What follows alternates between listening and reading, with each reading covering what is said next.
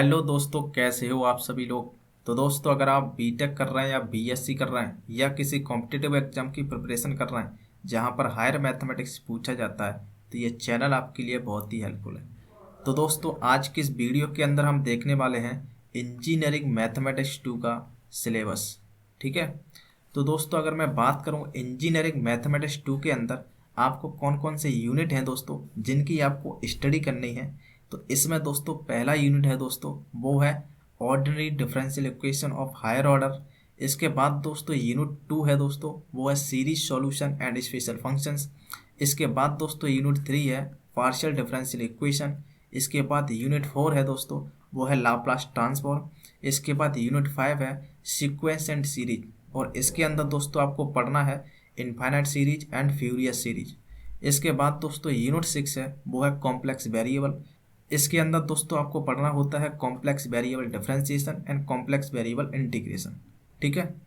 तो दोस्तों ये है आपके इंजीनियरिंग मैथमेटिक्स 2 का सिलेबस। ठीक। लेकिन दोस्तों अगर मैं बात करूं मैक्सिमम यूनिवर्सिटी के अंदर ये वाले 4 चैप्टर्स होते हैं, पहले ये वाले 4 चैप्टर्स। लेकिन किसी किसी यूनिवर्सिटी के अंदर दोस्तों ये वाले 2 चैप्टर्स भी होते हैं। तो दोस्तों आप अपनी यूनिवर्सिटी का सिलेबस एक बार जरूर चेक कर लें।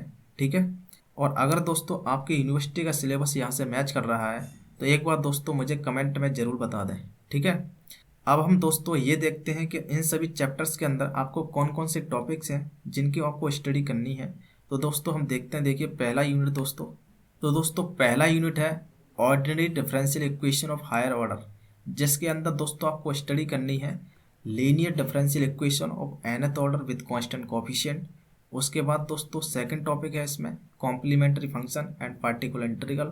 तीसरा टॉपिक है दोस्तों साइमल्टेनियस लीनियर डिफरेंशियल इक्वेशन। इसके बाद दोस्तों second order linear differential equation with variable coefficient. इसके बाद दोस्तों solution by changing independent variable. और इसके बाद आपको पढ़ना है method of variation of parameters. इसके बाद दोस्तों कॉची यूलर इक्वेशन। और इसके बाद आपको पढ़ना है application of differential equation in solving engineering problems. तो दोस्तों इतने टॉपिक्स हैं जो आपको यूनिट 1 के अंदर पढ़ने होते हैं। इसके बाद दोस्तों अगर हम बात करें यूनिट 2 की, जो है दोस्तों series solution and special functions. इसमें दोस्तों आपको पढ़ना है ordinary and singular points of an equation. और दोस्तों आपको पढ़ना है पावर सीरीज सॉल्यूशन। इसके बाद दोस्तों फ्रोबिनियस मेथड। इसके बाद Bessel's and Legendre's equation their series solution. और इसके बाद प्रॉपर्टीज ऑफ लीजेंड्रेस पॉलिनोमियल और बेसल्स फंक्शन। और उसके बाद जनरेटिंग फंक्शंस। और उसके बाद दोस्तों आपको पढ़ना है फ्यूरियर लीजेंड्रे सीरीज और एक्सपांसन। तो दोस्तों ये टॉपिक्स हैं जो आपको यूनिट 2 के अंदर पढ़ने हैं। इसके बाद दोस्तों अगर हम बात करें यूनिट 3 की, तो यूनिट 3 है दोस्तों आपका पार्शियल डिफरेंशियल इक्वेशन। इसके अंदर दोस्तों आपको पढ़ना होता है formation of partial differential equation. उसके बाद दोस्तों आपको पढ़ना है equation solvable by direct integration. इसके बाद linear partial differential equation of first order. और इसके बाद दोस्तों आपको पढ़ना है लैग्रांजेस लीनियर इक्वेशन। और इसके बाद पढ़ना है आपको non linear partial differential equation of first order. और इसमें दोस्तों 4 टाइप की इक्वेशंस होती हैं। Equation of the form F of P comma Q is equal to 0, Z is equal to P X plus Q Y plus F of P comma Q. और इसमें होता है F of Z comma P comma Q is equal to 0। और होता है दोस्तों ये f1 x comma P is equal to f2 y comma Q. ठीक है। तो ये 4 टाइप की इक्वेशंस हैं दोस्तों जो आपको इस non linear partial differential equation of first order के अंदर पढ़नी होती है। ठीक है। इसके बाद दोस्तों 4 पीस मेथड पढ़ना है। इसके बाद आपको पढ़ना है homogeneous linear equation with constant coefficient. इसके बाद दोस्तों rules for finding CF and VI। इसके बाद partial differential equation of second order constant coefficient and reducible to constant coefficient. इसके बाद दोस्तों आपको पढ़ना है classification of linear partial differential equation of second order. ठीक है। तो ये टॉपिक्स हैं दोस्तों जो आपको यूनिट 3 के अंदर पढ़ने हैं। इसके बाद हम बात करें दोस्तों यूनिट 4, जो है आपकी लाप्लास ट्रांसफॉर्म। ठीक है। इसके अंदर आपको पढ़ना है दोस्तों लाप्लास ट्रांसफॉर्म। उसके बाद एक्सिस्टेंस थ्योरम। उसके बाद दोस्तों पढ़ना है प्रॉपर्टीज ऑफ लाप्लास ट्रांसफॉर्म। उसके बाद Laplace transform of derivatives and integrals. इसके बाद दोस्तों आपको पढ़ना है यूनिट स्टेप फंक्शन। इसके बाद Laplace transform of periodic function. इसके बाद आपको पढ़ना है इनवर्स लाप्लास ट्रांसफॉर्म।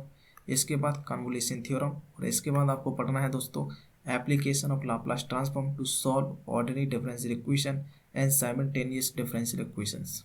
तो दोस्तों इतने टॉपिक्स हैं जो आपको यूनिट 4 के अंदर पढ़ने हैं, ठीक है। अगर हम दोस्तों बात करें यूनिट 5 की, जो है दोस्तों सीक्वेंस एंड सीरीज, इसके अंदर दोस्तों आपको पढ़ना होता है infinite series and furious series. और इसके अंदर दोस्तों अगर हम टॉपिक की बात करें तो जिसमें दोस्तों टॉपिक है दोस्तों definition of sequence and series with example. इसके बाद दोस्तों कन्वर्जेंस ऑफ सीरीज, उसके बाद test for convergence of series, उसके बाद ratio test, DLMR test, Raabe's test, comparison test, Fourier series और हाफ रेंज फ्यूरियस साइन और कोसाइन सीरीज। इसके अलावा दोस्तों और भी कई सारे टॉपिक्स हैं इसमें जो हम आगे देखने वाले हैं, ठीक है। इसके बाद दोस्तों हम बात करें यूनिट 6 की, जो है दोस्तों आपका कॉम्प्लेक्स वेरिएबल।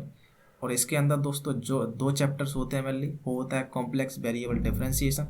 इसके अंदर दोस्तों आपको पढ़ना होता है फंक्शन ऑफ कॉम्प्लेक्स वेरिएबल, उसके बाद लिमिट, कंटिन्यूटी, डिफरेंशिएबिलिटी, उसके बाद एनालिटिक फंक्शन, उसके बाद पढ़ना है Cauchy Riemann equation, Cartesian and polar form, उसके बाद हार्मोनिक फंक्शन, उसके बाद आपको पढ़ना है दोस्तों method to find analytic function, उसके बाद माइल्स थॉमसन मेथड, उसके बाद कॉन्फॉर्मल मैपिंग, और उसके बाद दोस्तों आपको पढ़ना है Mobius transformation and their properties.